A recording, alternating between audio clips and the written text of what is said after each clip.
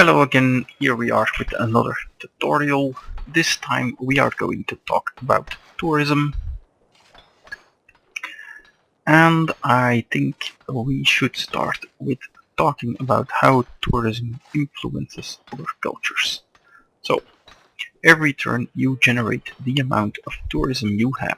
Where that comes from we will talk about in a few minutes, but you generate 30 tourism at this point.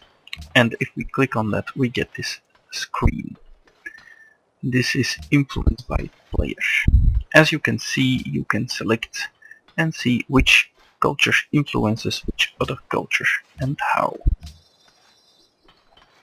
So, we as Portugal output 30 culture per turn, our base amount, to the other civs, and the goal of that is to reach up with their total culture output that they have managed throughout the game. So to catch up with England we need to generate 5,909 culture, but of course they generate more culture by that time. As your influence goes, there are certain barriers you can meet. These levels, at 10% you become exotic, then at 30% you become familiar, at 70% you become popular, and at 100% you become influential. Once you are influential with everyone, you win the game. And there is a secondary effect to this influence, and that is that the difference of influence levels gives you a penalty if your ideology is different. So, in theory, let's say that the Inca went autocracy. I am 10% influential over them, which is exotic. Let's check the Inca over me. They are not influential over me, so it would be one level difference, and I would impose a happiness penalty on them, depending on the number of cities they control. The other way around, if they had more influence on me than I on them, then I would get a penalty to my happiness, and so on and so on. The penalty increases as you get more pressure. I cannot show you this right now, but the pressure increases the more influence and the more civilizations are pressuring you. So if everyone else went autocracy and generated a lot of culture, I would be massively into unhappiness and would be forced to switch to autocracy or lose cities to them. That's pretty much how it works. So you can fight against other ideologies by having more happiness and or more culture and or tourism. So the culture works defensively. The more you have, the harder it is for them to become influential on you, and the more tourism you have, the easier it is to become influential on them. So, and that's a nice little mechanic. Now, where do these tourism points come from? Well, there are several sources. First and foremost, whenever you get a great artist, musician, or writer, you can sacrifice them to create a great work. Let's do that now.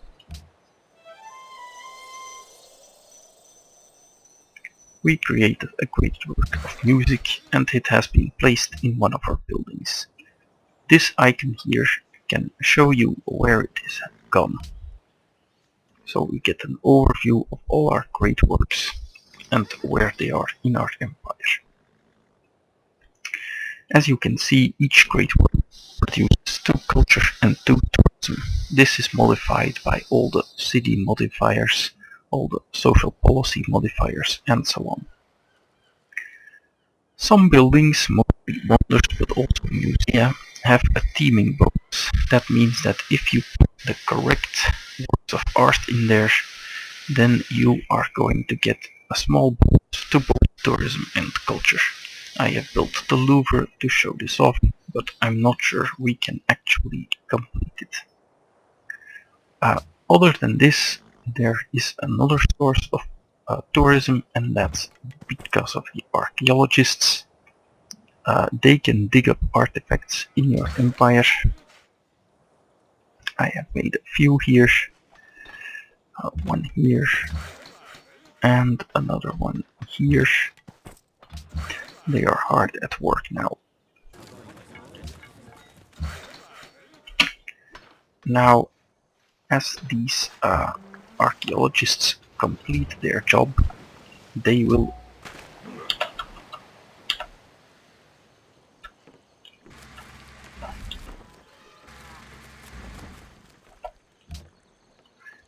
either dig up an artifact or give you the option to build a landmark.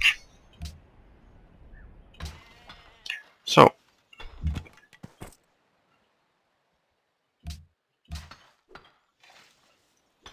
the landmark is a tile improvement. It gives you a huge chunk of culture, like 7 or 8 I think, depending on the period you are in. And that just requires that you work the tile. In addition, later in the game you will get buildings that transform the culture you get from a landmark into tourism. We'll go into that in a bit. And this archaeologist is done. And you can see here what you can create, either a Hunnic artifact or a landmark. We'll take the artifact for now and move on to the next archaeologist. Now, this seems a nice site to create a landmark on, so we will be doing that. A landmark creating 4 culture now, but that will go up as we advance further into the game. Let's lock it down. And finally, this archaeologist can give us yeah, let's go for the Kuala Lumpur artifact. That seems pretty rare. So we grab that, and now let's see what we have. So, an ancient era beads. Let's put it in the Louvre.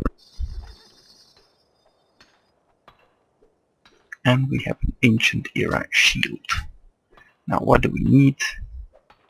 For our teaming bonus, 2 great works of art and 2 artifacts, with all 4 being from different eras and different civilizations. So these beads are both ancient era, so that's not what we want. I can now go into the swap great works tab, see if someone has some to trade. Apparently that is not the case. That means I cannot complete the teaming bonus for the Louvre. So let's try and see if we can get another teaming bonus. The museum requires 2 pieces of art from the same era and both my civilization or other civilizations. So I have Portugal Industrial and Portugal Renaissance, and to Portugal Industrial.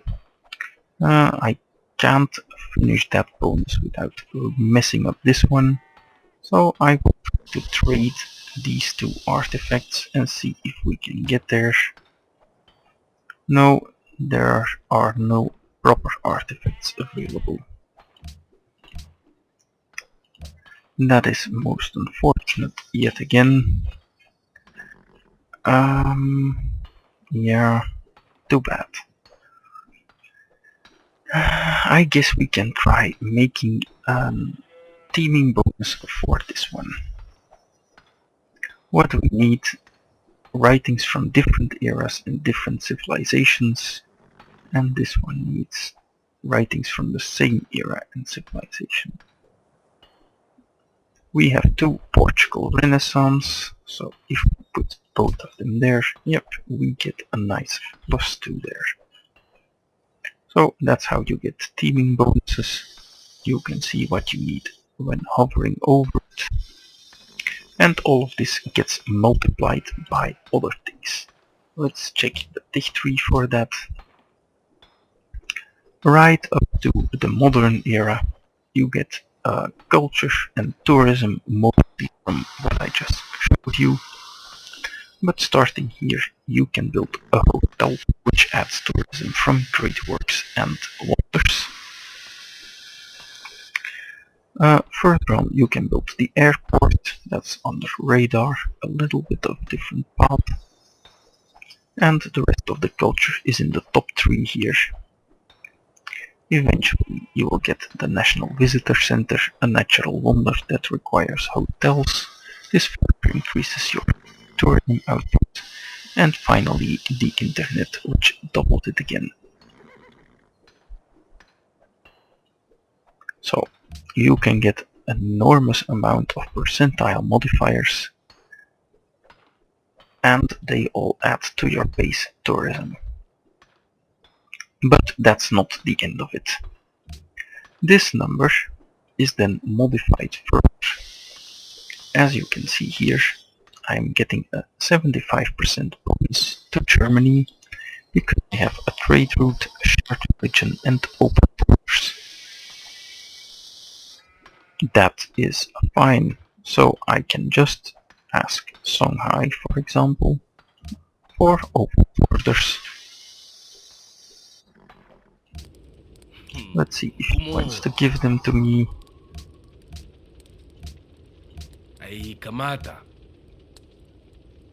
For now, this is fine, just to show you. And as you can see here, I now have a 25% bonus. There are other ways to get a bonus. I could, for example, move my spy to the Songhai capital as a diplomat, and when he arrives he will exert extra tourism influence. There are negative modifiers for different ideologies and a few other bonuses coming from talents, and they will add up to pretty big amounts of tourism. And the final method of spreading your tourism is through the use of great musicians. I don't think I have one coming up. I think I just sacrificed one. Great writer. Great engineer. Yeah, I just sacrificed my great musicians. But you can move a great musician into an opponent's territory and sacrifice him for an immediate amount of influence. So that often helps in finishing a game faster than normal. That's about it for how this tourism works. There is not really much more going on about it. The key with tourism is that you need to generate a lot of great people with the guilds. As you can see, I have specialists up the guilds pretty early on. This will generate many writers. You should try to get some bonuses out of it, and then attempt to build a few of the wonders related to tourism. If you get behind, that's okay, you can catch up later. Prioritizing hotels, airports, etc. will get you really far ahead. The most important thing to remember is if you go heavy on tourism, you should go into aesthetics, as it allows you to buy great people of appropriate kind with faith, so that you can catch up with great works and later buy musicians to bomb the enemy with. Obviously, you should also take the appropriate tenets in your ideology to further increase the tourism output as much as possible, but I believe that speaks for itself. This should also make it obvious that your culture output itself is not directly correlated to the tourism or cultural victory, as it is called, but it's only your tourism output that will really matter. So if you have any questions, please let me know, and that will be all for this tutorial.